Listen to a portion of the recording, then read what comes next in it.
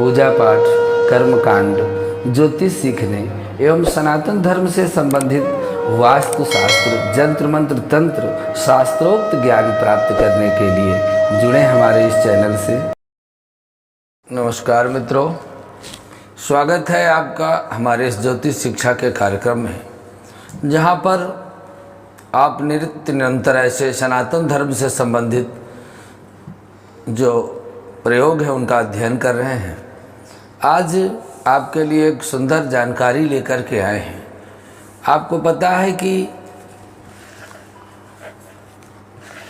अंधकार और प्रकाश के बीच में यह जो दीपावली का पर्व मनाया जाता है, इस पर्व का मुख्य लक्ष्य है प्रकाश, दीपक। और भी आप कहीं भी पूजा पाठ में देखेंगे तो आचार्य जी सबसे पहले दीपक जलाते हैं। बिना दीपक के प्रज्वलित किए हुए कोई भी पूजा नहीं होती। तो ऐसी क्या बात है जिसके वजह से दीपक का जलाना परम आवश्यक है? देखिए, भगवान श्री राम ने दंडकारण्य में रह करके एक दिन मन में विचार किया कि मैं तो इस संसार में राक्षसों के विनाश के लिए आया हूं, लेकिन साथ में मेरी धर्मपत्नी है और मैं इसकी सुरक्षा भी मेरी जिम्मेदारी है। तो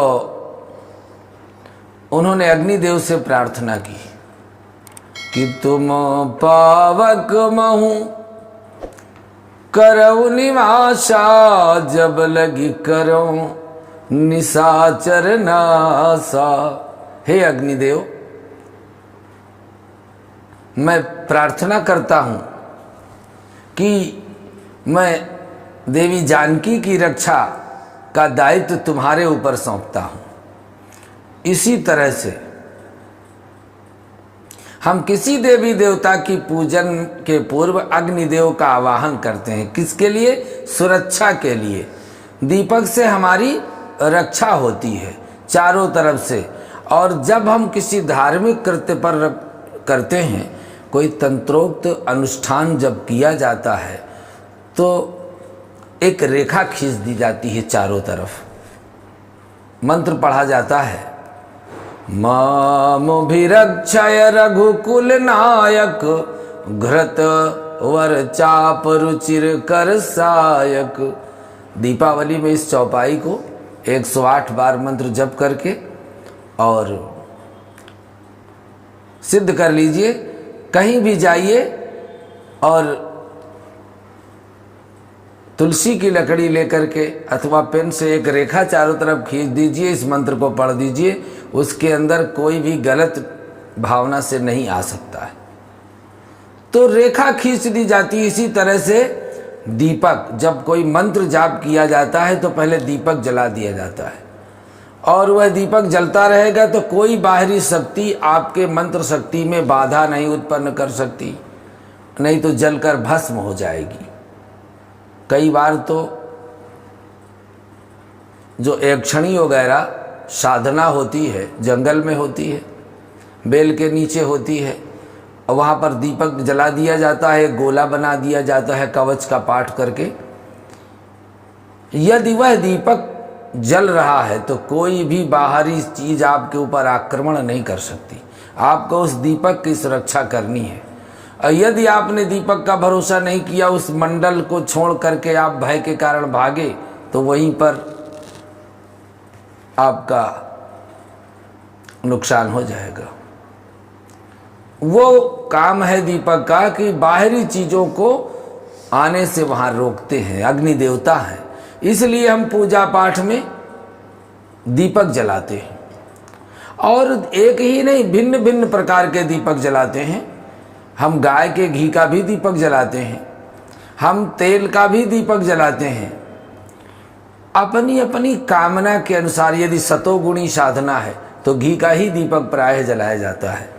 यदि तमोगुणी साधना है, शनि, राहु, केतु आदि की आराधना करनी है, भैरव आदि की आराधना करती हैं, तो तेल का दीपक जलाते हैं। आपको हम बताने का प्रयास करते हैं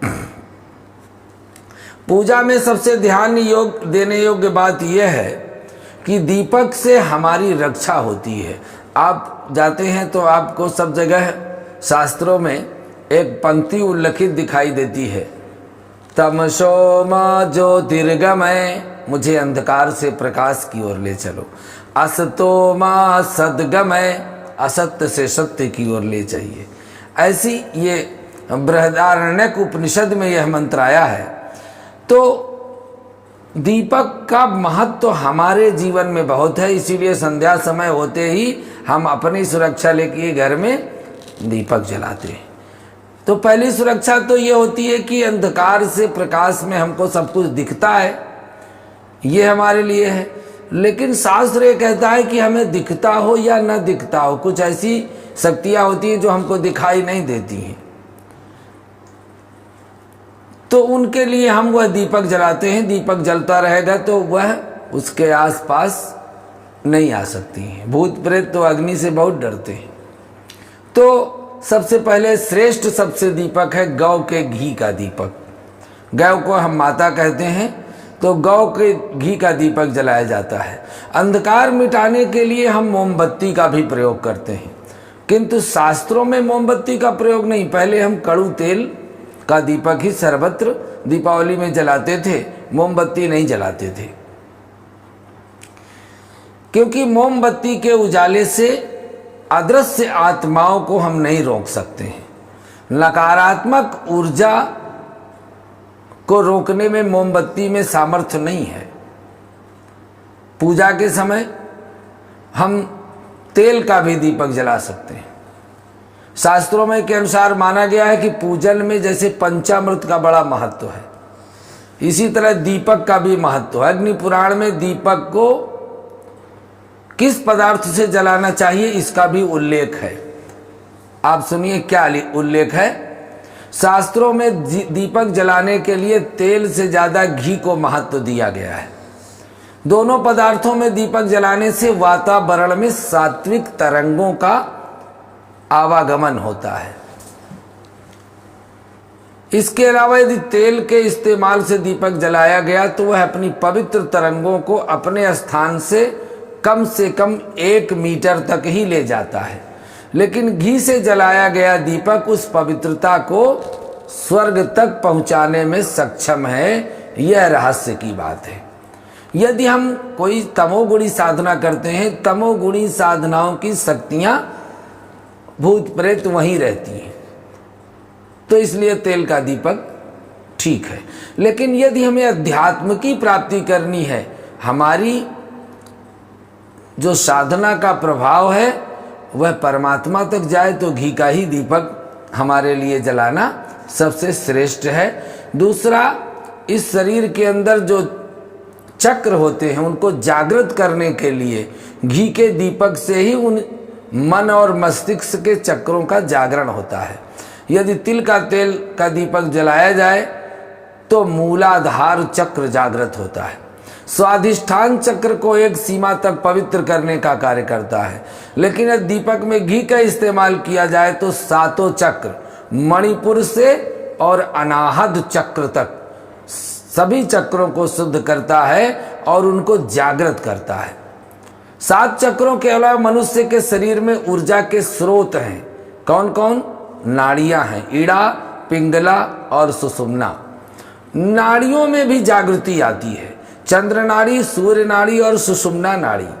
चंद्र नाड़ी से हमें शांति प्राप्त होती है, सूर्य नाड़ी से ऊर्जा प्राप्त होती है और तन और मन में शांति का एहसास होता है।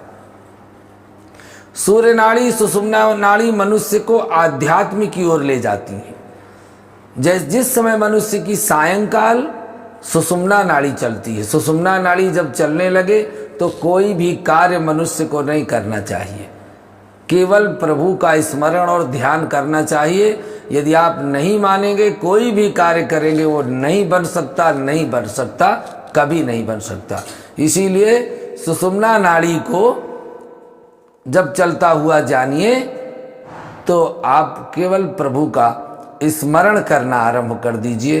इस तरह से यह दीपक का बहुत महत्व है हमारे जीवन में, और भगवान की कृपा की प्राप्ति के लिए 2 बत्तियों का दीपक जलाया जाता है, क्योंकि सृष्टि 2 से है।